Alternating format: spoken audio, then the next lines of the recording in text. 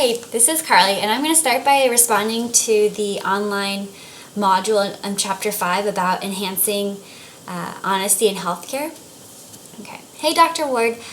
May I speak with you for a minute? I just was meeting with the Gonzalez family, and they were sharing some concerns about their daughter's illness.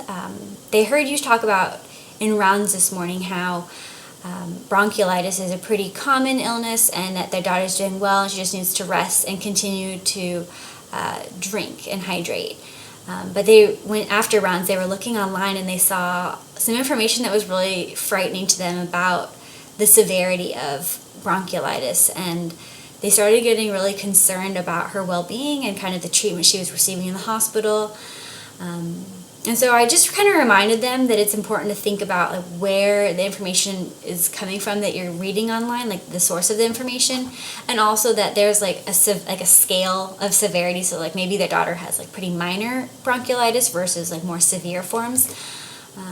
But I also wanted to make sure that they felt heard and were given the information that they were seeking.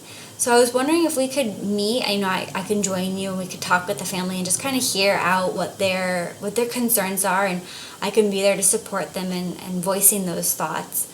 I think they really appreciate an open and like detailed conversation about bronchiolitis and kind of the facts about it and some of the research behind the treatments we're providing their daughter, and like some of the side effects and like potential, like if this weren't to happen, what could happen, so that they just have a better idea of what to expect and what's really going on with their daughter. I think they feel like the medical team is a bit like sugarcoating how things are going, and they just really want a better sense of her recovery. And I think that having that conversation could be really helpful in building rapport and trust with the family and their views on our medical team and our ability to effectively care for and treat their daughter. Okay. So then going to the slideshow presentation, as a committee member at the health center, I would start by using value clarifying skills. We know that the health center has a goal of serving underserved patients, but we don't really know how they want to do that. And so I think that comes down to like figuring out what are the goals, the values, the priorities of the health center, and what are they imagining, like what would it look like for them to achieve this goal. And so helping define their values will also give us more specific details and a better understanding of what that goal looks like.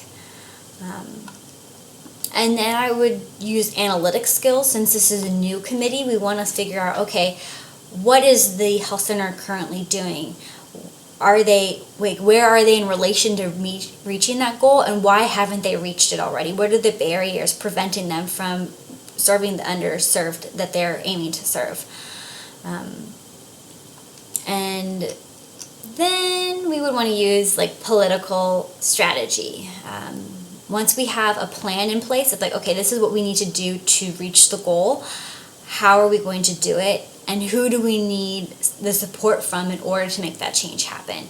So by using the political strategy skills, we can talk with stakeholders or community members or people with more power higher in the hierarchy of the health center to get their support as a committee to help the health center reach its goal. And lastly, I think that the interactional skills are something that as a social worker and just a member of the committee we'll be using throughout the committee's existence. As an engaged, productive member of the committee, I'll be interacting with other committee members and community members, stakeholders, patients, like whoever the committee needs to interact with. And we might hold subcommittees to focus on different aspects of the committee's larger goals. And that would require maybe facilitating meetings or interacting in smaller groups. So I think having those interpersonal skills are really critical in being an effective member of the committee. Thank you.